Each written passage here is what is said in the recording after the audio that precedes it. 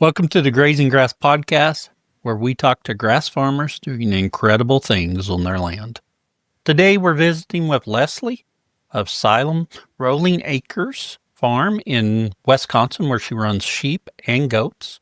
She was on a past episode of the podcast a few years ago, episode 28.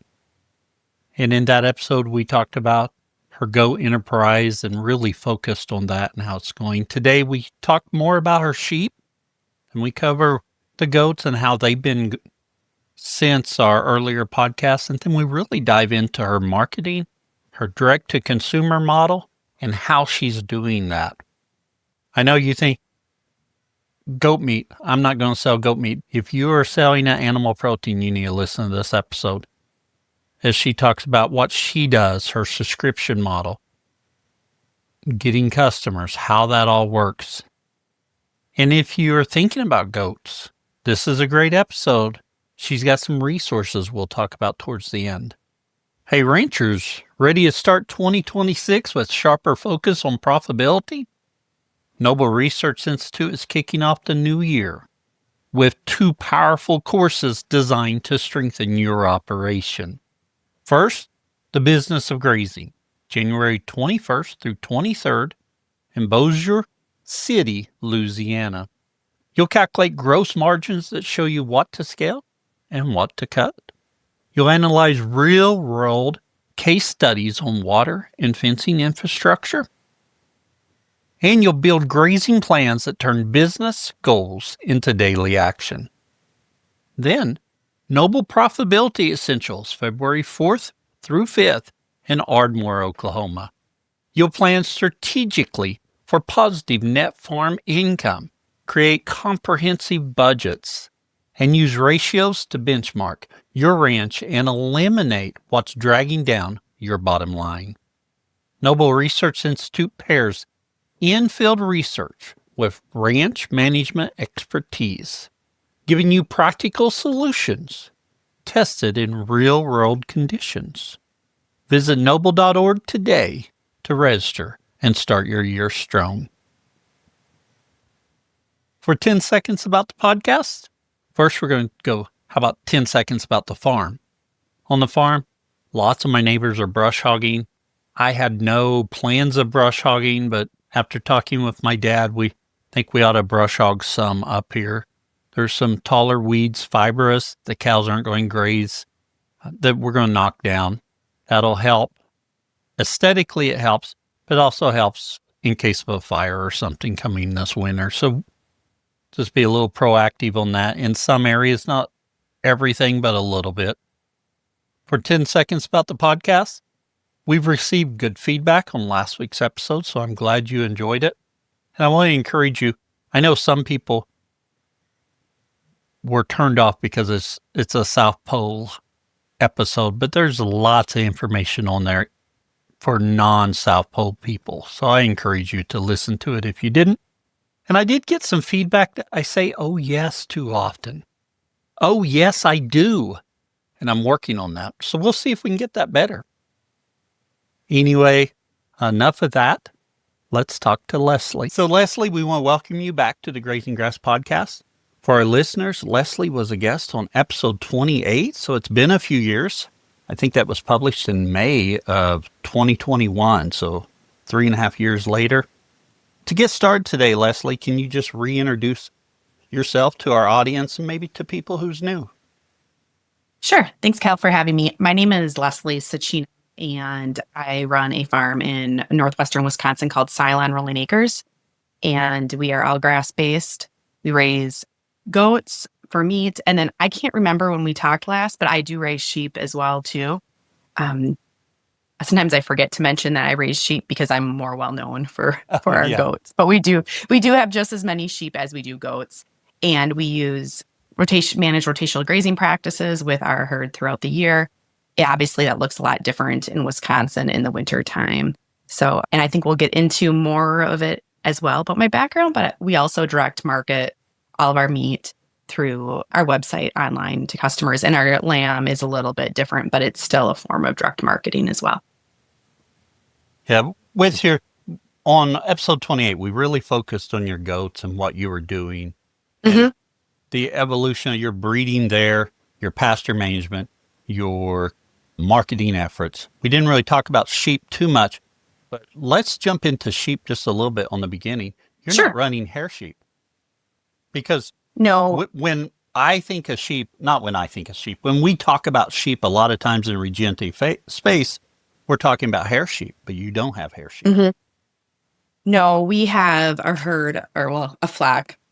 I always have to apologize to my sheep because I kind of lump them in with goat terms. Right. I have a flock of, or if I talk about them in a group, but I have a flock of Texel sheep, and they are a wool breed, more of a utility wool breed. So their wool isn't as sought after as other wool breeds. But we had went with that line of genetics because we had access to a flock that was in our area that had been doing really well being raised on grass and finishing with that breed. And so that was kind of what led us into pursuing that specific breed in our flock. And that we have a little bit of some other breeds mixed in just because the nature of when you're not running a registered flock or herd, that just happens. But our sheep are predominantly Texels. And you mentioned their wool. Are you shearing them every year? Yes. So we have a sheep shearer who comes out and shears them once a year, usually before they kid. Sometimes there's been a season or two where that hasn't quite been the case. And then our shearer hasn't had the mill has stopped taking their wool. So we've just kept the wool for us and found other uses for it on our farm. So far we've used it predominantly for insulating older buildings on our farm. Our farm used to be a dairy farm. And so like the old milk house, which is our well house, we redid the inside. All the insulation that had been in there is long gone. So we use that in there. And I'm now insulating a sauna that I'm like doing a self-build. That's a whole nother like side. You'll find out pretty fast when we talk or people are listening. Like I'm a woman of lots of interests and hobbies. But the wool is a secondary product that I'd like to find some opportunity to put it to use. So for now, we've been just hanging on to our fleece. But I do a little bit of shearing if I have to do it, but I'd much rather pay our shearer to come out. I've told him I'd pay him a lot more just because he is so efficient and works so quickly and is like an excellent animal handler with our flock. Outside of FFA, when there was a lot of shearing going on, and I didn't do much of it because I didn't show lambs, but I saw a lot happening. I had some sheep probably about 15 years ago, and just a handful, and I had to shear them. That took me all day. I would have paid someone handsomely to come out and do that for me, to not wrestle them. Someone who knew what they were doing would be very beneficial. For sure. With your wool, have you had any, what's your thought patterns on finding some kind of market for it or some kind of use beyond what you're using it for now? Yeah. So in our area, there are a number of other farmers who are, I'd call smaller scale or regenerative and focus or more local impact that raise sheep. And so like when we first started raising goats, I kind of thought about sheep, but the market was already, I'd say like there was lots of people in that market already. And a number of those folks do use the wool as well. So like I've just talking with them and what I've learned just from conversations and observing what they're doing, I think like a very like local market is where there's opportunity. So in terms of selling fleece to fiber enthusiasts, a little bit broader reach, regionally as well. But so what our tough part with our wool is it's utility breeds or utility wool. So it's not very soft. We also are very much grazers, managed grazers. Our goats graze in our pastures, which are a very diverse mix. And sometimes there's burdock in there, other sticky plants. Do I want them in there? No, but it's just what it is. Like, and it doesn't bother me that much. And then we also graze in our woods, and so do our sheep as well. And they will eat the same things as our goats a little differently. But because of that, our wool has what a lot of fiber people call lots of veg matter. That makes it they're very dirty fleeces. Oh, and even if you wash them, it's like it. So I've thought about things where, like, when you use the wool, like, could you do like quilt batting because it's inside of like oh, yeah. a quilt. Yeah. And we have a lot of like quilt shops that are local in our area that there's a lot of quilters. I was like, well, that could be an option.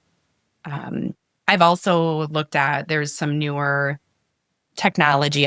Maybe it's not very new, but where farms are pelletizing their wool and using it as a fertilizer. And so it's something we've looked at more, and there isn't really a concern about respreading seeds, or at least from what I've told from research related to that. Oh, yeah. You think about like the seed that's stuck, like the burdock seed that's stuck to, or the thistle seed that's stuck to the fleece, the process of how it works, it isn't really an issue or a concern, supposedly. So there's a few things that we've looked at, but it's in the back of my head as a potential opportunity. But our flock is raised for meat, and we actually work with a regional wholesale buyer who buys our meat as part of their, I call it their like portfolio of grass-fed proteins as well. Yeah. So are you direct to consumer any of the lamb meat, or is it all going to the wholesaler? It's all going to the wholesaler. They do that. They have their own species that they sell and market, and then work with other farmers in our area to do that. I've thought about adding that on to our goat meat offering with our website, because goat and lamb are not everybody who eats goat or lamb will eat either one, but they are a complementary meat or protein. Or a lot of folks who are interested in eating goat may end up eating lamb because it's a little bit more readily available. So there is some options that way. I've kind of, that's in the back of my mind, but I don't know if I'll ever do that, just because I found that in terms of marketing, I know we'll get into marketing more about, or at least a little bit more background of where I've grown. But over time, I've realized that like it is nice to have extra offerings for your customers, but sometimes you can dilute what you're known for or what you're good at from like a customer standpoint, or even from the back end of like how you manage multiple products and selling different products, whether that's on the production side or just understanding like the markets. So like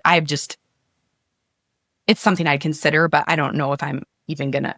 Maybe a couple of years ago I would have said yes, that's the plan, but now I'm not even sure if I'm going there, which is pretty interesting for me to think about, considering that they're a substitutable animal protein in many cases. Yeah. With your Texel, what size of carcass, or what size are they when you market them? Yep. So we're marketing them about 100 pounds live weight is where we're at on and those. How old is that?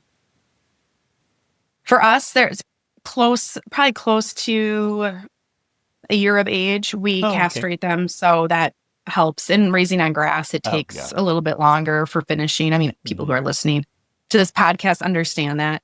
And I'd say too, like, this is like the learning piece. Like, even though we've had sheep for quite a while now, I'm still learning with goats too on a lot of levels, but like, I'm still learning a lot with management practices and feeding practices and how we tweak and adjust, especially working in a regenerative grazing context, and our winters and our climates, and how we supplemental feed within that realm of things too. So that's an area we're continuing to grow and work on as well, especially with the sheep, just because I'm newer, even though it's been a while since I've been raising them. Oh, yeah. Yeah.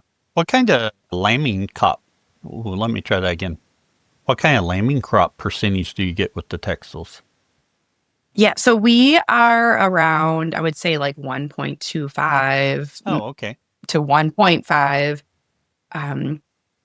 Just on average over the years. Some years it skews more one way than the other. You know, usually like our first timers tend to be more singles, but compared to our goats, I find like our goats twins are more are more of the rule than the exception, where our lambing crop it really varies. But I've kind of taken the perspective of if I don't have breeches, they can have their babies on their own. I'll take that any day than like trying to increase our lambing, our number of lambs, because ultimately, like, I care for my animals, but I want them to be low maintenance and be able to operate in life without a lot of help from me. Right. I'm there if they need it, but that's part of my philosophy and approach with our yes. our herd and our flock as well. So, And for your sheep, are they running with your goat? yep, we graze them right with them. I decided, I'm like, I'm not doing the extra work of running different flocks or different herds. We will split up our groups by, like, this time of year, the rams and the bucks are somewhere else. Oh, okay. And then our older stock are separate from our young stock that were weaned. But that's the extent I go. Again, it's how can I want to try to make my management practices easier on me, but also, like, if there isn't a really good reason to do it, it's like, how can I be more efficient without maybe adding, like, all the fancy bells and whistles for, new tools and equipment. There's a lot of things you can do with management practices as well. Oh, yes. So obviously with the rams and bucks, keeping them separate so you can manage your grazing season. Then you mentioned your older animals versus the younger animals, having them separate. Is that so you can feed them, graze them differently? Or is that just to have a separation from mom for a little bit so they're weaned well? Yeah, it's a little bit of both. So obviously the rams and bucks, that's, like, self-explanatory. Right. And then the young stock, it's a mix of, it's weaning. So we want to, like, be able to wean, and we wean a lot later than we wean, at least 3 to 4 months of age. Then, like, usually end of summer is when we start to wean, when we start to get, the pasture quality starts to drop, or we might have, like, maybe a month left of good pasture typically in Wisconsin. So it's to give our does and ewes time to recover before they're bred again. But then also, I've been kind of adjusting that weaning time. I like the low stress weaning, and you can tell when they're ready because the lambs and kids start going and grazing off on their own. They still will, be drawn to wanting to be by mom, but it's not really necessary. And I've also been playing around with, like, if we wean a little bit earlier, are we able to utilize, like, our really good pasture that we've stockpiled to help with rate of gains on those young stocks? So that's where, like, it doesn't hurt our goats, but, like, I'm still, like, working on tweaking with our lambs on how we continue to manage, like, how we're finishing them on the system that we're at when we're all grass based. So part of that is that as well too. So we are putting them on our better quality feed. Our does and ewes still have good feed, but it's a little bit different situation as well too. So, and then after we get done with breeding, then we'll probably, after breeding season happens in about another month, then we'll probably, do a little mixing up again of who goes with what group to get down to two groups that we manage after that. Are you breeding for lambing, kidding in April, May? Yeah, we shoot for end of April, early May. We used to do lambing and kidding quite a bit earlier because everybody in our area did that, which I realize that's not a really good reason of why to do that. We're in Wisconsin. You never know when winter is going to decide to keep sticking around. It's cold. So we try to lamb and kid as spring starts. Some of our flock, our herd, will kid and lamb on pasture, and I've gotten more comfortable with just letting that happen. And some will be in the barn, so it's kind of a mix of transition pending weather. I say that we will now have a group this winter that will lamb and kid earlier, but it's a small group. My son is in 4-H now, and he shows, and so we have to have some of those animals have babies earlier. Right, because you need that. Almost hurts me to do that because it's like, why are we doing this? But it's part of the 4-H experience, so I'll be okay with that, and he helps too. Then. Oh well, yeah, very good. With your lambs, you mentioned you castrate them. Are you castrating them day of age, a week of age, a month or two? So we are castrating them the same day, and as long as if there's a really little lamb, I will wait maybe a few weeks up to a month. But our lambs I found that they're big enough that I rather just have them do it right away. So one, like if we're putting them out to graze right away with their moms or they go into a group pen, we're not handling them as much afterwards. And I also can keep a better eye on them when they're in that kidding pen or lambing pen, if that's happening, if we're in the barn in that situation. So we're doing that right away. Our goats, we wait at least a month or so before we do it, just because they're a lot smaller when they're born compared to lambs. Yeah. Mm-hmm. And I guess one other thing I'd mention that I always get questions on with running our sheep and goats together, everybody's always like, what about the mineral? You can't, run them together with minerals because sheep can't have copper. So I just bring it up because I'm sure somebody's thinking about that when they're... I'm sure, yeah.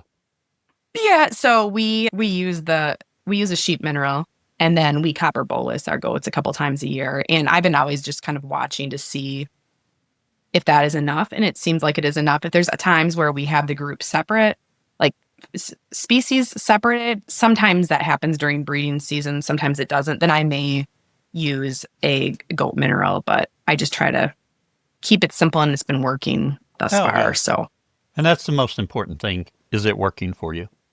Mm-hmm. Yeah. Mm-hmm. A few years ago when we were talking about your goat herd, you were focused on Boer Kiko crosses. I think you were using, you'd started with some Boer does, and at the time you were using some Kiko bucks, maybe a Boer buck, I'm not sure. How has your breeding evolved since then? Mm-hmm.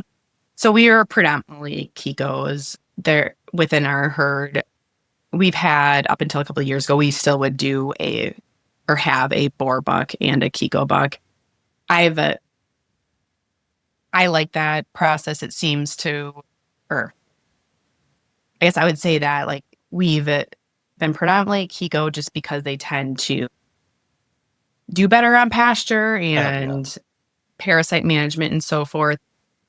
I've been thinking about getting a Boer buck just to add a little bit more of the Boer genetics back into our herd, just because we're getting away from the look of a Boer. Even though we sell our meat as packaged meat, people still are interested in, our consumers like what our goats look like.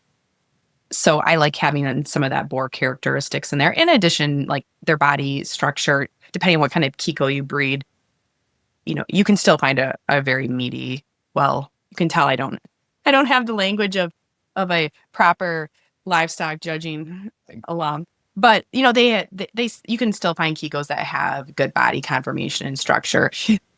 But the Boers can really add a lot to that as well. So we're predominantly Kiko.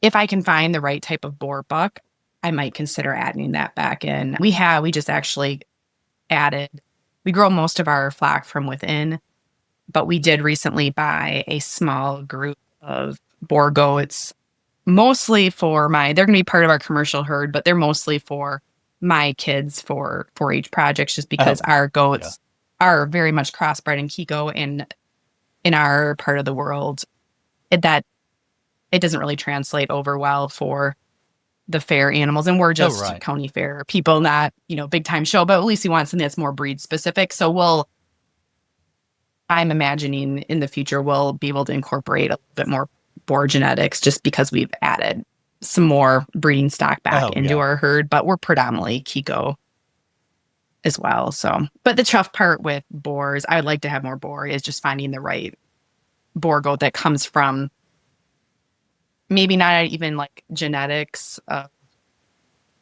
that's proven genetics, whether it's testing and things like that, but like at least, has grown up or is from genetics that is in a similar management practice. That's still a challenge, but I'm always up for to try something out. So you mentioned a couple things there on reasons to use Boer. One thing was the carcass traits, but you mentioned the look as well. Do you find that consumers react more favorably when you have that Boer look to your flock or herd? Yeah, I would say probably more so when we were selling direct to consumers as live animals, and also like even if we were selling some animals into the livestock market, even when we first got started, we'd sell a lot off the farm, either live or as cuts of meat or whole animals with the butcher. But then we'd still have some groups that would go to the livestock market. And especially the livestock market, those, at least in our area, boar goats are perceived as the meat breed, which they are. But sometimes Kikos can get misinterpreted in our region as dairy goats, which is they're graded lower, or even if have good body conformation, they don't do as well at that market. But now that we sell everything by the cut, unless in those environments, it's not as a big of deal. But at the same time, I still recognize like the consumer has been looking, they recognize that as like as being notable or what to look for. So in terms of like our marketing, we don't have a lot of information on our site about like specific breed information or a lot of farming stuff with our consumers. Yes. I mean, we do, but it's very like high level. And so some of those photos, like they can still speak to people about like sharing like what we raise and how we raise it. I mean, and they don't always care about a lot of the extra details. I mean, they do, but it's not as fine tuned as those of us who farm. So. Oh, yes. Yeah. Mm-hmm. Are you able to market all your goat meat now through the package or through wholesale? Yep. So we sell everything direct to consumer now through our website. Okay. So we have a few direct to consumer. Yep, everything's direct to consumer. In fact, we sometimes have a hard time keeping things in stock. So I kind of will earmark, like our freezer has meat in it, but I will earmark it and spread out like when we release it on our website, because I'd much rather have product available more consistently. We will have cuts out of stock from time to time, but there is a high demand for it. At one time, I think when we talked before, I had a decent wholesale market as well too. And we've gradually, as we've grown, I've focused more on growing our direct to consumer base, and that's where like we get more margin. I can move more product. Well, you can still move a lot of product with wholesale as well too, but there's some trade-offs and some other work you got to do. There's different trade-offs both ways, but everything is through our website that way. We still will sometimes do some wholesale product locally, but it's like very local and with like very intentional relationships, because that is a way to kind of share what we're doing within our local community and raising awareness about our product, that, whether it's a little bit more accessible that way. So, and I recognize too, goat is a little bit different when it comes to direct marketing and wholesale, even compared to beef. Like we just have a lot less meat on a carcass. Right. That sometimes, the avenue of selling wholesale isn't always the right fit, compared to like even like beef producers who have a lot of ground beef. Let's say they need to sell or move. There can be some opportunity that way where it is a fit and it averages out when you're selling by the cut. But with goat, I mean, if you're getting all the cuts done, maybe you're getting, 1 pound of ground meat on a carcass or two. And sometimes that kind of surprises people when you think about like what you might wholesale or opportunities that might exist as well. So, but yeah, we're all direct to consumer through our website with our goat now. I want to continue on the path of how you built that market. But before we continue there, you're talking about the meat cuts and how much you may get. At what size are you having your goats process? So we are, I know this is one of the problems when you run a business all by yourself and you do lots of different facets. You're like, okay, I had to get my brain back into that mindset or into that area of my business. Oh, so yeah. we harvest goats at 70 pounds is kind of our minimum live weight. I'm always kind of working towards more, like probably closer to 85, 90 if possible, but 70 pounds is kind of our minimum weight for live weight for getting those goats processed for meat, just because because you look at like what it costs per head to process and yield the size of cuts. Will we sometimes process animals that are smaller or larger? Yes, but then I use them in a little different way when we work with the butcher for different types of cuts or different purposes as well. So of animals weigh 70, 85 pounds, how much meat are you getting back from that? Yeah, so I typically will kind of do a yield estimate at 50% for okay. hanging weight. Oh, for hanging weight, yeah. Yeah. And, if you're going to calculate it out a little bit more for retail cuts, whether you're using bone-in or not, it might be less with not having bone-in. It's going to probably be somewhere around 30 to 40% yield of like your actual like live weight, just because you lose, there's shrink when an animal hangs, if you're not getting bone-in cuts, fat, how lean your animal is. There's a lot of variations that way. So those are kind of like the rough numbers I use for planning. Right. And you just kind of have to go with a rule of thumb there and work from that, because the individuals are going to be different. Oh, exactly. And because we're on pasture and we're not supplementing feeding grain, which if somebody wants to feed grain, I know this is like, I'm speaking to like people who are in my realm of management practice, but like, I don't care if somebody wants to, like, their management practice includes feeding grain, but the difference is like their yields might be higher just because, I'm talking to people probably know this, but like, just because when you have grass-based system, your animals tend to be a little bit leaner, especially with like goats that don't put on fats. They put on fat. They put on fat, but it's a little bit different than how other livestock species do as well. Are you, with the lambs and the kids that you're processing, are you shooting to process those like that early spring or earlier in the winter? Because usually, oh yeah, go ahead. If they're born in April or May, about a year of age is going to be springtime. So I was wondering in there where they're getting processed. Yeah, so our lambs are springtime, so they kind of correspond to that year of age. And then our goats, we just do them on I'd call it like, similar time frame, but at the same time, we're sending groups to be processed to the processor somewhere between 2 to 4 times a year. Okay. Because this is kind of goes in with like what I have in stock for inventory. So I kind of do a mix of age and weight, and then also like our culls that we use as well too. So we have groups going at certain times. And I also, like, it's not dependent on the animal. I also try to factor in when there's more availability with our processor too. So that's kind of some of my decision factors on the goat side of things. Yeah, you've got inventory control there. So that's going to, or inventory factors that's going to help decide that. And then if you're like we are right now, we called to get a cow into butcher, and the processor can't do it till December because hunting season's getting ready to start.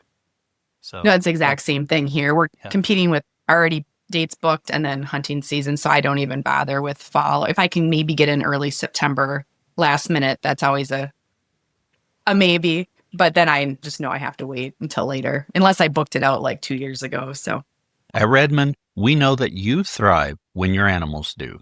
That's why it's essential to fill the gaps in your herd's nutrition with the minerals that they need.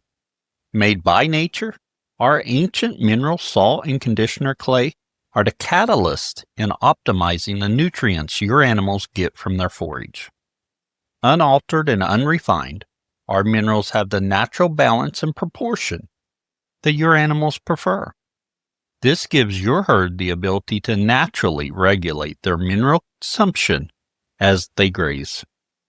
Our minerals won't just help you improve the health of your animals, but will also help you naturally build soil fertility so you can grow more nutrient-dense pasture year after year. Nourish your animals, your soil, and your life with Redmond. Learn more at redmondagriculture.com. Let's go down that path just a little bit more. You've talked about different ages going to the processor. What kind of cuts are you getting from them? And based upon, I'm sorry, I did a question and I thought, I want more on there. So let's go down that path just a little bit further with the processing of your goat. You mentioned different ages going in. Are you getting different cut sheets? What kind of cut sheets are you going with for your goat? Yeah, so our goats that are about a year of age or within that younger, year of age, whether it's less or maybe slightly older, because we castrate, so that kind of gives us a little more flexibility too. But about a year of age, those animals typically are going to be what we call like traditional cuts. So if you think of like a cut sheet where you get everything that's on there, I mean, obviously you can't get everything, but like, you pick your options for that type of muscle. That's what we're doing typically for those. Any extra trim typically will go into ground or sometimes stew meat. And then our older animals or some of the smaller animals, we often will just do them either for stew meat or a value added product or our ground meat as well. Sometimes we may do a few other cuts that are more slow roasting, because with if they're typically a cut that's done like for cooking slow and low, really the cooking process kind of can work really well with like any type of cut or age of animal. You get a lot of the similar type of results as like a eating experience. So like we have a little freedom on some of those cuts if I need, let's say, some more roasts or something like that. But I found that in our area, we're about an hour from the Minneapolis-St. Paul metro, and goat, you can buy it in the grocery store, but it tends to be in ethnic markets, cultural markets, like grocery stores that are very specific to a certain cultural group. Though I've seen it in Costco, business center, where you can buy like a whole carcass or a box of goat meat. Even like our local Costco, the one that's not the business center, they've started carrying cut goat, but it's called cubed, or it's the stew meat. Oh, yeah. And stew meat, again, is a versatile cut. It can be, I mean, I understand why they have it in stew meat, because it's easy for the customers to use. They don't have to cut it. You can also, it's very versatile no matter what kind of breed goat you have, age of goat. But as like a standpoint of somebody from like on my side of things as a farmer, I found that while stew meat is in high demand, I can't keep enough of it in. Also, so are the other cuts, because it's a lot harder to find the other cuts in your traditional grocery stores, because so much goat coming, and most of it's imported from Australia. Most of that goat is all cut into stew meat. So there are less opportunities to actually enjoy goat outside of stew meat. I will have to check our local Costco and see if they have goat meat there. It's newer that I noticed it, and I was like snapping pictures. I always find it interesting. The business center had it. Now this one has it, but it was really interesting even to see it. The one time I was there, it was a lamb carcass, but she was like shopping with like a big frozen lamb carcass in her cart. But it is, I mean, for families, I mean, I want people to buy from me, obviously, but for families who are looking to incorporate a certain protein into their diet and it's harder to find, that's also like buying a whole carcass. It's like it is economical. I will give him that, but yeah, well, that's a whole nother topic of related to imported goat and lamb, but that's for another day. Yeah.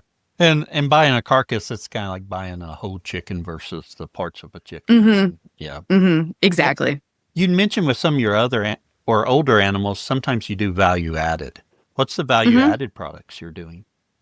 Yep. So we've done sausage and snack sticks, predominantly like summer sausage. There's some other things I kind of have in the back of my head for in the future, but we haven't really been in the situation where we've needed to do more value added products. So value added products are like, they kind of, for us, it's kind of, there's a lot of different opportunities. It's a way to maybe bring in a different type of customer, but also a way to utilize sometimes a product that either you have extra product or make use of cuts maybe you wouldn't typically use or sell. So there are some things I have in mind, but we just haven't been in that position yet. So at some point we may pursue some additional value added products, but if I don't have to put in the extra money and time to developing those products and just continue to sell our cuts of meat, that's where I'm staying right now. So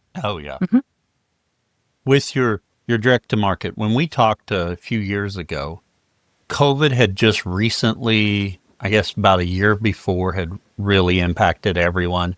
It changed the structure of your marketing because you went from wholesaling and then restaurants got shut down and you were having to pivot and do more direct consumer. And as we talked earlier, it looks like you've made that complete pivot to direct to consumer. Can you tell us more about how that process went for you and how were you able to find that market? Mm-hmm. So I think part of it was always in the plan as we talked about, but I think part of it that made it a little bit easier is that because of COVID, people got more comfortable with ordering their groceries online. And whether that is like through delivery through UPS or even like today, even having like we're out in the country, but we could still get, well, there's limited DoorDash, but we can still get like delivery from Walmart. So there's, people are more comfortable with getting their food in a different manner. And so I think that actually opened up the doors for making it more in the realm of decision of like sourcing animal protein. So a few other things too with our particular situation, goat is hard to find and not everybody wants to go drive into a major metro area, deal with the traffic. Do they have time? Do they want a Costco membership? Not everybody has it in their Costco, which is totally fine by me too. But I find that like, because we were able to offer our product online, we were able to serve a broader audience, which is like kind of is a no-brainer. But at the same time, like our product is hard to find in general. And I say our product, I mean like goat in general compared to other animal proteins, and speaking for other producers too. So it just made it a little bit more accessible and easier for families to access. So those two things really had it going for us. But in addition to that, we've done a lot of focus on how do we continue to reach customers through utilizing our website and utilizing our email list and being able to draw people in organically, but intentionally, and then be able to communicate and serve them, even if their journey to become a customer happens over time. If they're, for example, on our email list, they may not purchase goat right away, but they're learning about what we have, to offer and so forth. And a lot of our marketing is education focused. So there's that piece as well too. So I think those pieces have been really important for us to continue to grow our customer base, but really a lot of emphasis on email and our website. Social is important, but that's just kind of like the introductory phase of getting to know other folks, or not folks, but like getting prospective customers to meet us and learn about us. But it's really those two other pieces that have really been helpful for us for making that transition fully to direct to consumer. Let's talk about, when we talk about consumer, the life of a consumer for you, or life of a customer. How are you finding that original customer and getting their email list getting their email, then do they go on your email list, or are they going and ordering? Are they local? Are they wide ranging? Just the life of a customer for you. Mm-hmm. Yeah. I would say it's predominantly through web search. We have a lot of organic search. So like we moved to a more dynamic email platform that integrates with our website. Our website's on Shopify, but we were able to see on the back end where people are coming in to our website. And a lot of it is through Google search. So they're finding us because they are looking for a product like we have. And so part of that, we kind of started to build our website to attract that, but we recognize like that's also where we need to put more emphasis in. So most of our customer acquisition, like buying meat or joining our email list, has been through organic Google search. We've done some paid ads and that hasn't worked. Paid ads on Google. I think there's probably some more I could do with being more strategic on that, but I found our time has been better spent just focusing on that organic traffic. And the way our email system is set up,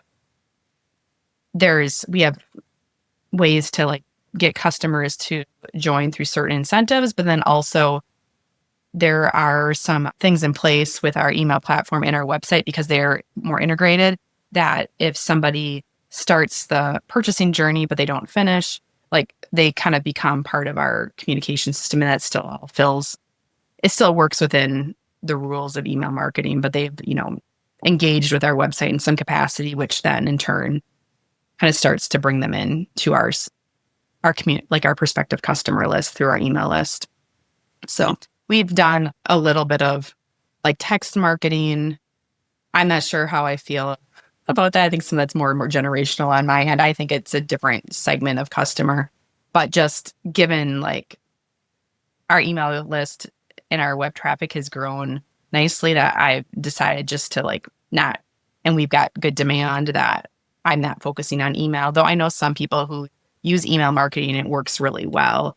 And it's a different type of customer. So even if somebody like me who's like 40 something, who's like, no, like I'm not into text marketing, like I'm not the target customer for text marketing. I understand that. So it works well in some, like really well in certain situations, but we've just decided that while it's a good avenue, it's not worth our time and money on a platform like that right now. So we've done that and kind of since even when we've talked, but then we've kind of segued out of that. So we may revisit it, we may not. But yeah, we do. There's a few other things that we've done to draw people in, you know, to email list build, whether it's like a freebie or some cooking resources that are more easier to access than what might be, let's say, offered on our website and things like that. So there's some different strategies we've used, but over time, it's just been that organic search as well. Do you find once they've ordered from you, they're repeating fairly often, or do you find that your email list drives a lot of those repeat sales? Do they? I guess what I'm saying, yeah. Do they come back on their own, or you send out an email list and it's like, oh yeah, I need to go order some more?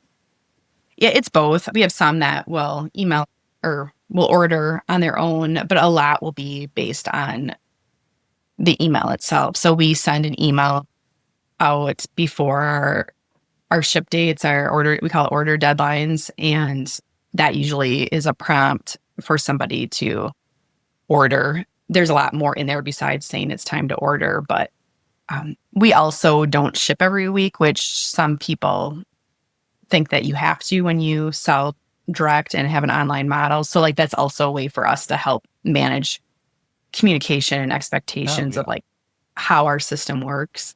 But yeah, that those emails actually prompt folks to do that. And then the other piece that's helped us too with our repeat orders and customers, and I can't remember if I had this in place when we talked before, but we have a subscription program that we implemented, and that is actually the bulk of our sales now. We still get a lot of other sales beyond that, which I've contemplated just focusing strictly on the subscription program. But I do like having cuts of meat available because it's kind of a way for people to buy a little bit, try it out, see if they were a good fit for them. And then they might be interested in joining our subscription box program in the future. But we haven't opened up enrollment into our subscription program for over a year now. I'd like to, but part of that is just managing inventory and making sure I have enough product. I don't want to be in a situation where I have too many people in our program and I run into a challenge of not being able to supply them. So I like to be kind of conservative on what I have. So I always conserve them without an issue. So you bring up a couple points there. One, you kind of by selling those individual pieces, it helps your pipeline for potential subscription consumers or customers. But then with your subscription, you've had that full and not open it up for a while. That's a good problem to have. How does your subscription model work? So we do it quarterly. So okay. I know a lot of people are familiar with like a monthly program, which I kind of compare everything to beef. We opted for quarterly just because I recognize that even families who want to eat goat more regularly, it isn't always that feasible because it is a higher dollar animal protein. So it makes sense that people will spread out their investment over time or their purchase. Also, so that's where we kind of went with quarterly. They have an option to do, every 3 months, and then am I doing that right? 3, 4 months? Yeah, every every 3 months, do my head what quarterly is, or they can do every 6 months. And so actually most of our customers are on every 6 months, but we do have a decent group that's every 3 months as well too. And so that's a good fit that way. We have a grazer's choice box. So it has different tiers of cuts of meat that are in there. So it gives me some flexibility to see what makes sense, based on the time of year, what's more common, or if I need to manage my inventory a little bit differently, I have some flexibility with how I pack those boxes. And then over the years now, we've added a stew meat box because that is popular. And then it's the only way we sell whole goats. So that is really popular for if you raise goat, a lot of times people want to buy a whole goat, and that's not even a live goat. That's just cut and packaged from the butcher, whole goat. And part of the reason people ask about that is because most of the time that is the only way you can buy a goat from a farmer or have access to it if you're not looking at a grocery store. And I decided that if we're going to serve customers that way, I want them to be a part of our subscription box program. Plus, if that's like a demand, and they also get the best value by being in our subscription program. But I kind of use that as an incentive for people to be a part of our program as well. Is that's the only way you can buy a whole goat is to do it that way. Because then even though our customers can cancel anytime, most of them will stay on as well too, but then I can kind of have some planning that goes into play with it as well too. With your subscription model, you said quarterly, a lot of them are 6 months. I'm assuming that's the shipment time. Are they paying quarterly or are they paying monthly to be part of that? They pay quarterly, so they get to bill the month that their box would go out versus like a monthly fee. So it's kind of like a just in time model that way. Mm-hmm. Have you thought about doing it monthly? Have you had any requests for that? Just on the payment portion, so it's a less amount at that time. Oh, yeah. I haven't had any questions about that. That would be something that would be interesting to take a look at as well as an option. And from a product standpoint, I've contemplated doing a monthly box for stew meat just because folks who tend to eat more goat sometimes will look at having that as being a more like regular staple. But from like inventory standpoint, I also look at like my workload too, aside from like how customers consume goat or how I've seen it. I've also found that like if I can have a few big key shipping dates for preparing orders and pulling those together, it's also a little easier for me to manage on my time. But that also means like my payments are or my income is kind of spread out over the year versus like monthly, but even quarterly is a little bit more than like having just like one time a year that I sell all my animals as a whole goat. I mean, you get like anything with farming, it's, it tends to be seasonal, so you just adapt, but that's how our model works. Oh, yes. And on the back end, on your side, you're taking the animal to get processed. You're bringing that meat home. Is it like you bring it home, you put it in a freezer, then you're packaging it up to mail it? Or are you mailing it out a week later? How long is it staying in your inventory before your subscription boxes go out? Yeah, so actually... Did that make any sense? That was all over the place. I think I know what you're saying. So we actually pull product that we already have in our freezer. Sometimes we have those that go in to be processed before. But for the example of like a whole animal, I actually just pull out what the equivalent of a whole animal is from our inventory that we have on hand. So it's not specifically like, it doesn't follow the trajectory of a traditional like whole or half freezer meat model. But in the big picture of things, it is the same concept. We just start pulling, making a whole goat with the cuts that we have on hand. So like in those instances, like when I just packed like our most recent boxes, the whole goat order I had in there, I just made sure like, just because it makes more sense, like, like the cuts, let's say like the roasts were about the same size because typically there's 2 roasts. The leg is typically the same size. So I just try to grab ones that have similar size just because when you're looking at what you get for an animal in cut form, it just logically makes sense. I mean, people understand it. It's not that it comes from our inventory, but it's not all the same animal. Right. So your shipping dates aren't dependent upon your processing dates. It actually sounds maybe like your processing dates are more dependent upon your shipping dates, because once you ship out meat, that gives you room for more inventory. Yes. And I will, like, when I look at like what's coming out and what I have for inventory and what I anticipate, for our boxes, I will look at it and see if I need, it goes both ways, but it is actually more Right. based on our shipping dates as well. Yeah. Very good. That's really interesting.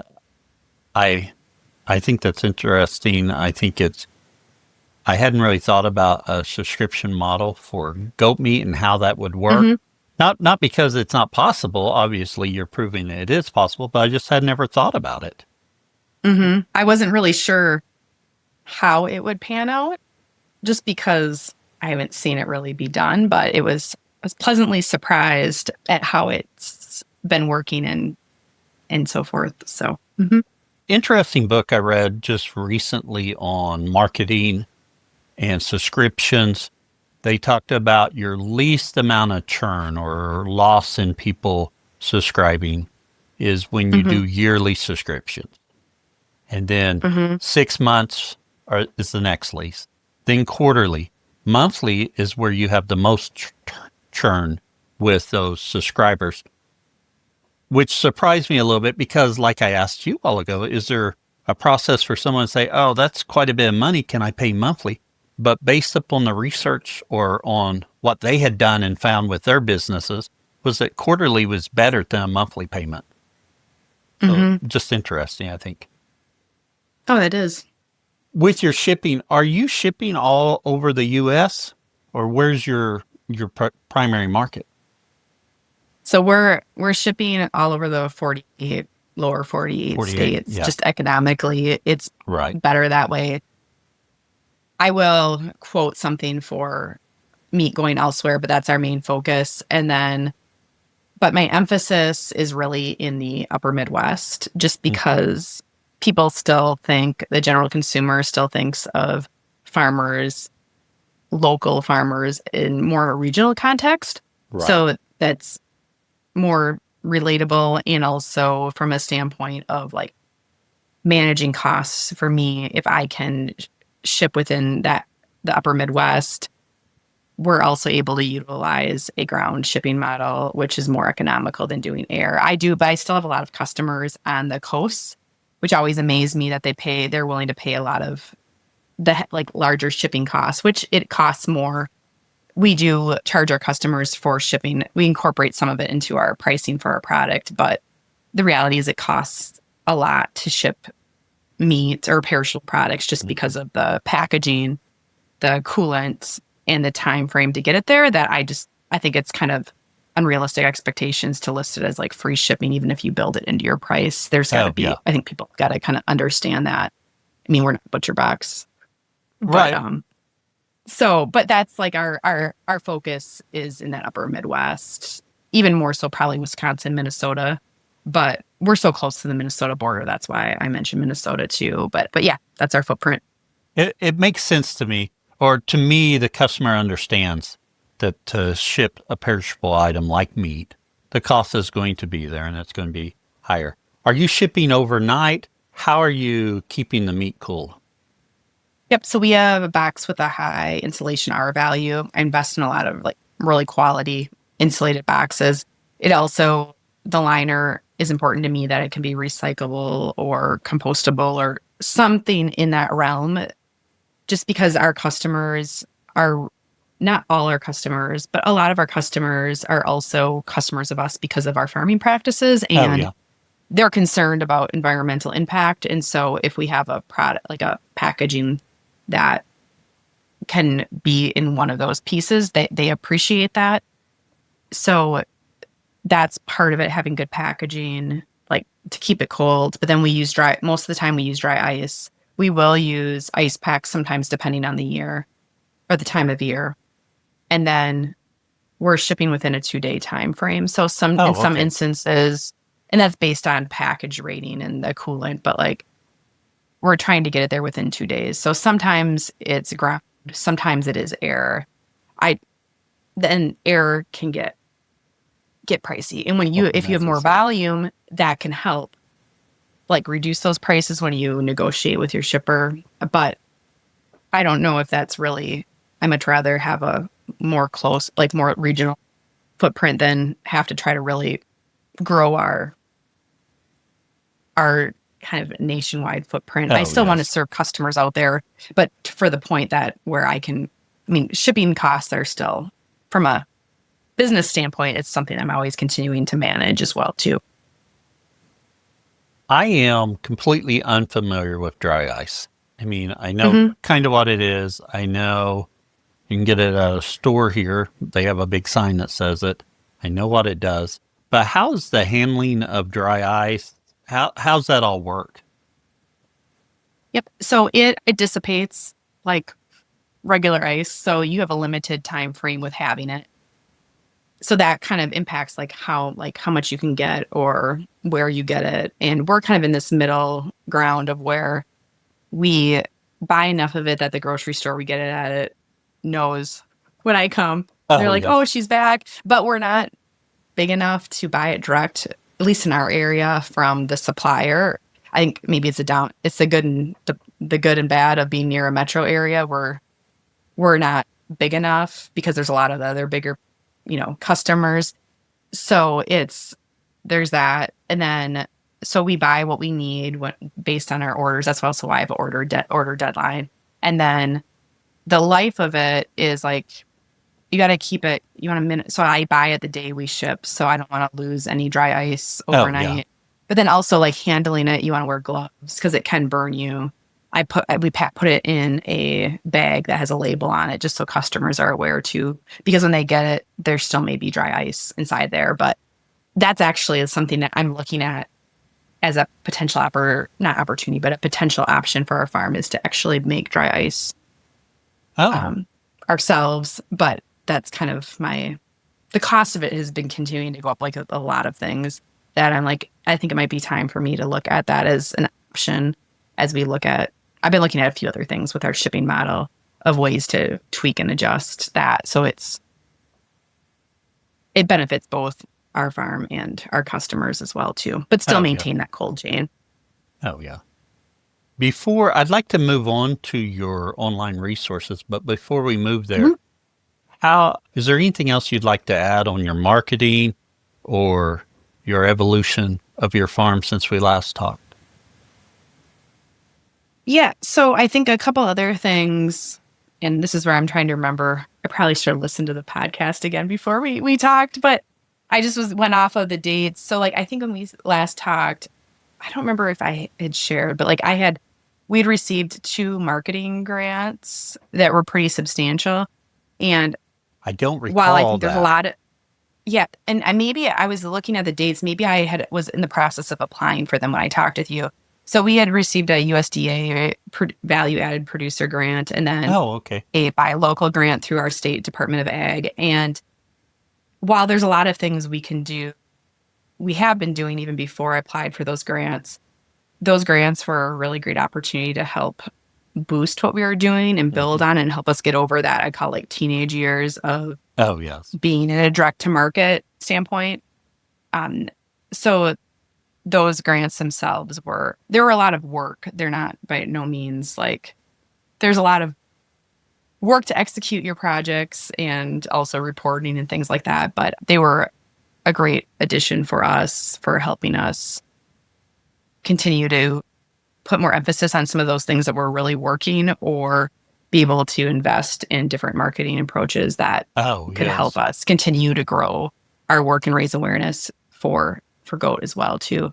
And one of the other pieces that was kind of tied into there that I don't know if I talked before too about, but like we've done some work with local foodies and restaurants and chefs, even food bloggers, that it wasn't necessarily like selling meat, but we were doing work where they were helping cross promote our product, but also doing like recipe development and some other work for us that helps us highlight what they're doing, but also showcases our meat in a little different avenue with our customers as well too, or prospective customers. So that's been that was a fun piece to do. And actually, like, we haven't done as much of that recently, but it's kind of on my radar we built up a nice stockpile of resources, but that's something we'll probably revisit again in the future to continue to add our resources by working with some of those local food experts as well.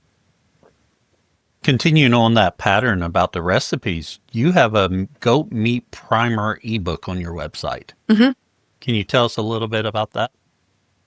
Yeah, so that is on so I have two websites. I have our Cylon Rolling Acres farm website, which is our consumer facing website. And then I have a education blog website that's called Grazing with Leslie. And I have the Goat Meat Primer ebook is actually on that site. It's designed for farmers and ranchers who are interested in raising goats. Oh, okay. So it's not a consumer book, it's a producer book. And actually I have some other educational resources for consumers that are free that are on my website that talk about cooking and different recipes. And I actually have a cookbook that I created that I need to actually put on. I used it as an email list generator before, but now I have a printed version that I'm going to be putting on our website to sell to with our consumer base as well. So, but that other book that you talked about is actually from the perspective, the ebook is from the perspective of farmers and ranchers or even homesteaders who have raised goat, but maybe aren't as familiar with the meat side of things, from like cooking to nutritional information, the processing and side of things and yields of animal carcass, even just the general status of where goat meat is at in the U.S. compared to other species. So there's just a lack of information out there in general with goats, whether it's on the vet side of things, veterinarian side of things, university research, cooking resources. So it was something that I thought would be really helpful to share with other farmers and ranchers who want to be in this space, to give them a good, like, basic ground level access to information in a consolidated place. And a lot of it is, this is kind of the nerd of me, but like I did a master's degree in agribusiness, did a lot of like academic research when I, was working on my thesis. Like, I really value research and finding data and understanding like past performance of things. And I think I also recognize as a farmer, like, real experience also plays a big important role in like your decision making or how you learn things. But it's kind of that book is really a mesh of both. So like there's a lot of university research of what's there or resources that have come together that kind of make that material kind of function. But that's kind of like the basis of my background. Even with my blog, that's kind of how I've treated how I write and talk about topics, is a mix of that personal experience along with like vetted information that can help support like what I'm doing and what other people are doing on their farm as well. So the Goat Meat Primer ebook would be great for any producers that's thinking about goat meat, thinking about adding goats, or maybe they've already added goats and want to expand upon what they're doing. Yeah, and for those who already have goats, it would probably be a nice option for if you're thinking about direct marketing or going beyond your traditional livestock market for sales or breeding stock. Yeah, very good. In addition to that ebook, you have some other resources available for producers. Mm-hmm.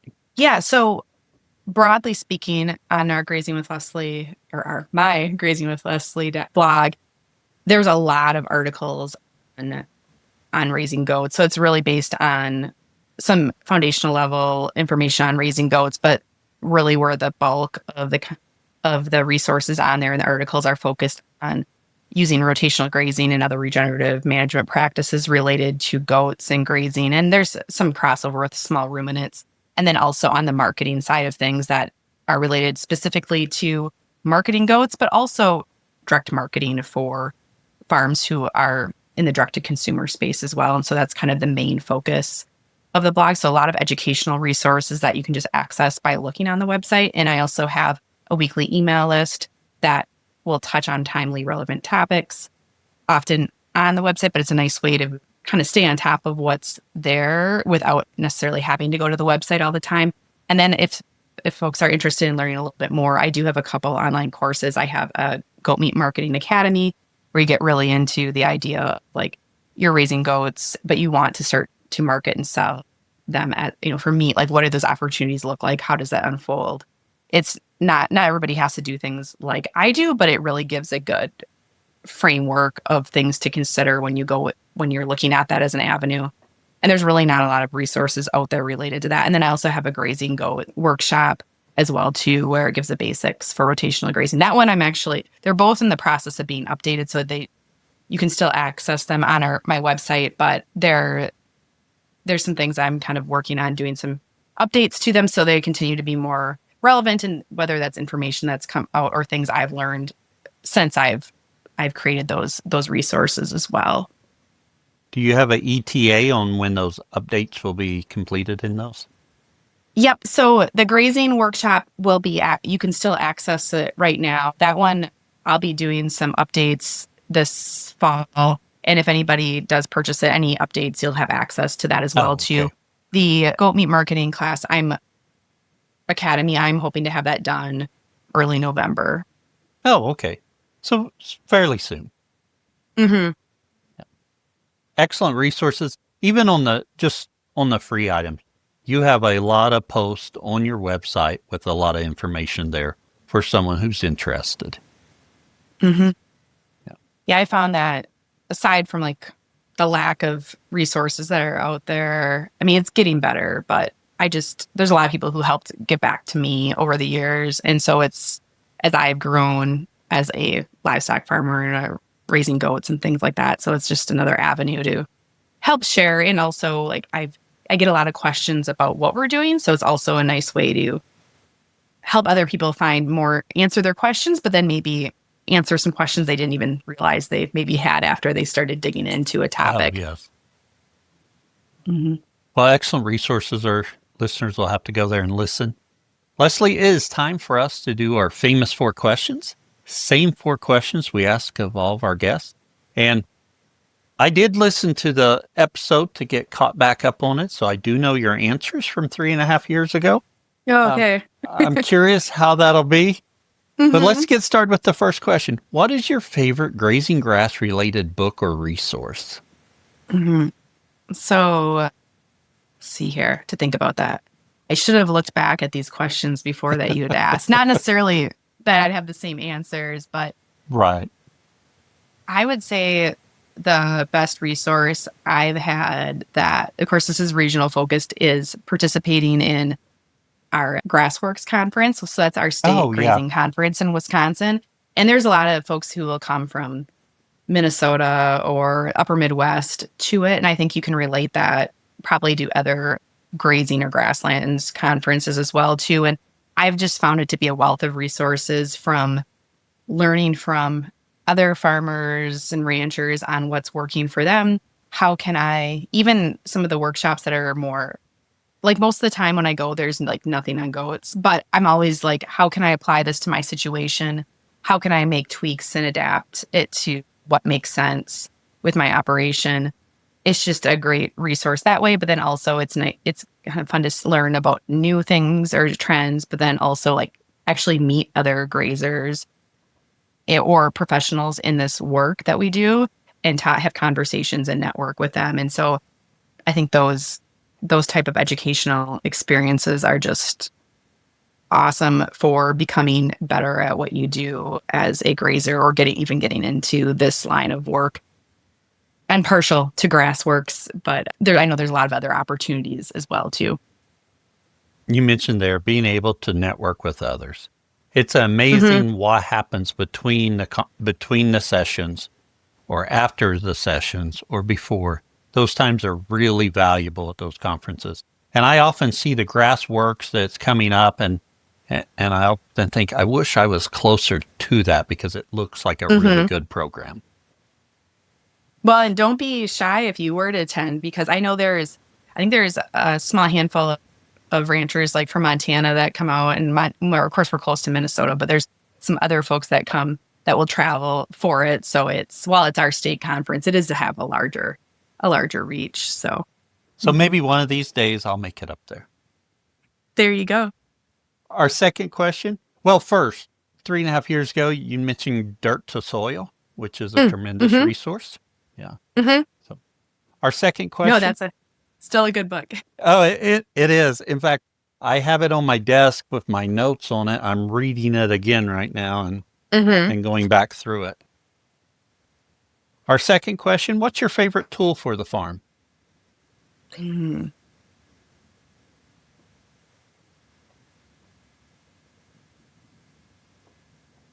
So one of my favorite tools for the farm, I'm going to think of it from a grazing standpoint, is my fence checker.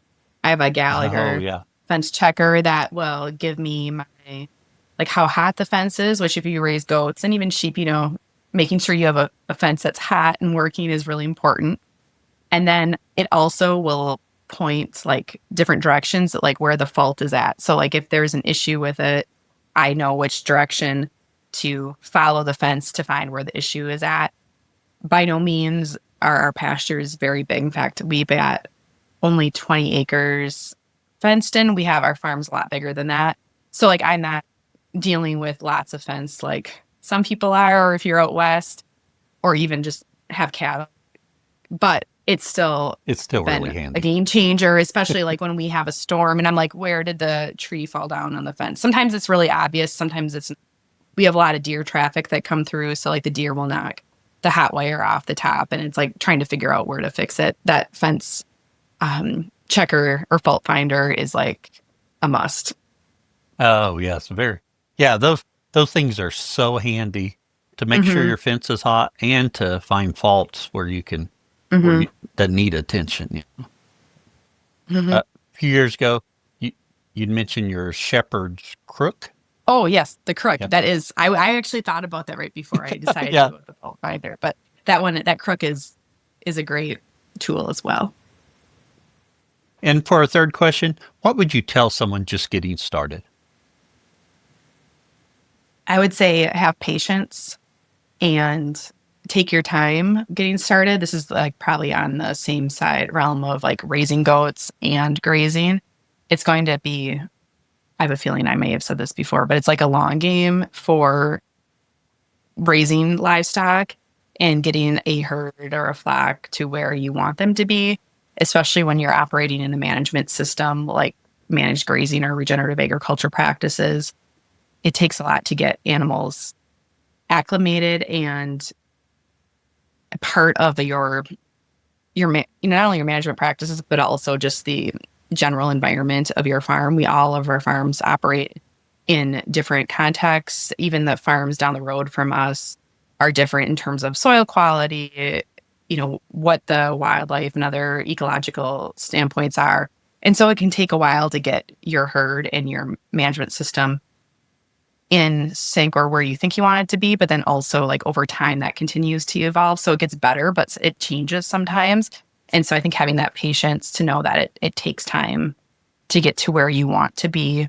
And sometimes that patience also means like try to bite off more than you think you can chew. Sometimes slower and steadier is better than getting a big herd or trying to tackle things that are a much larger project. Once you get your feet wet and going, I think that you have a better feel of where things are at. But when you're in the thick of things, there's a lot more perspective and things you learn as you go than what you initially thought to start with. And that goes on both the grazing and just raising and managing goats as well, too.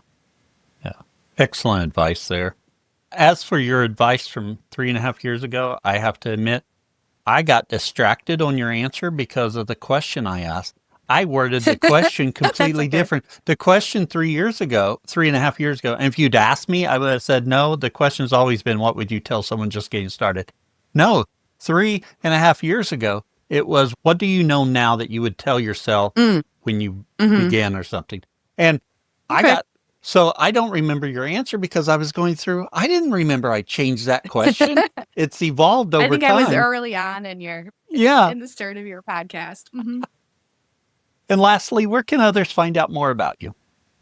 Sure. So others can find me through my website. So our farm website is cylonrollingacres.com. My blog that I talked about is grazingwithleslie.com. If you go to one of them, you can find the other through the About section. I'm also on social media as well, too, but my websites are the main primary focus of where you'll find me. Oh, very good. And we'll put those links in our show notes. Mhm. Before we wrap up today, do you have a question for me? It's a good one. So from your interviews with lots of grazers, are there some common themes that you found over your interviews that in terms of whether it's management practices or approaches, it could be, or even on the marketing side of things that you've kind of gleaned over time? I think the big thing, you mentioned conferences earlier and networking. That's Mhm. huge no matter and that's even outside of the podcast when I talk to people in education or other things. Conferences or those opportunities to talk with others play such an important role. I'm very biased in that I love books, but not everyone loves books like I do. And maybe I don't Mhm. love books and read enough. I do read, but I'm a really good book buyer too. But conferences, if you're not into books, and some people aren't, conferences are a great way to get that. And I find that's a common way people got get some kind of information once they're ready to dive deep, because usually their first exposure is some kind of casual come across Greg Judy video, someone mentioned that someone for them to look up or something. But when they're ready to Mhm. dive deeper, conferences seem to be a big thing. And taking action on whatever you're doing, it's easy to stay in that state where you're just researching and gaining information, and you could stay there forever because there's lots Mhm. of information out there, but you got to take action at some point. Those are those are the big things, and who knows, if I've been asked this question before, I may have answered them different, but I think a lot of times Mhm. I'm like that action piece is so important. Mhm. I know for myself, sometimes taking action takes a little bit because I get wrapped up in that research mode. I'm like, Mhm. oh, I got to know everything. You don't have to know everything. Just get started. Mhm. It's Yeah, good to just start know, but doing. get started. Mhm. Yeah. Mhm. Yeah. Mhm. Oh, exactly. Well, Leslie, we really appreciate you coming back on and visiting with us on the Grazing Grass podcast. Thank you for having me. I like the way Leslie is doing her marketing and trying different things and getting them to work. Her subscription model, I think, is really interesting. And going with quarterly versus monthly, of course, there may be a place for monthly. Those are all things that you might think about if you're doing direct to consumers. Also, she's got tons of resources available.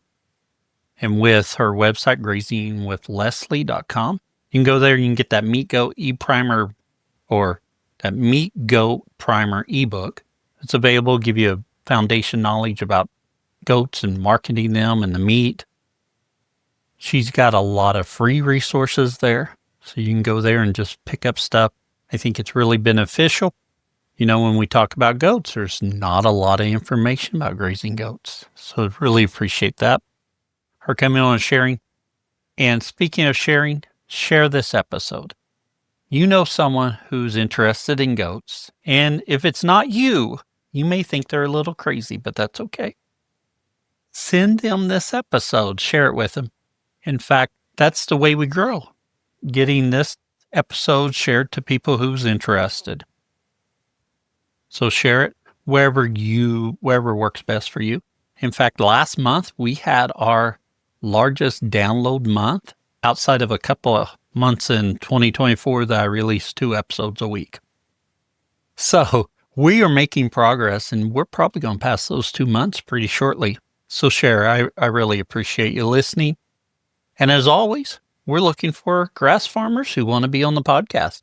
Do you want to share your story, tell about your farm, your operation, how you got interested? Shoot me an email. Normally, I would say go to the website. The website's kind of in this transition zone while I'm working on it. So for right now, shoot me an email, cal@grazinggrass.com, and we'll get it figured out. I'll send you information about it, and we'll get you scheduled and going. And until next time, more grass, better soil, happier livestock. That's the goal every day.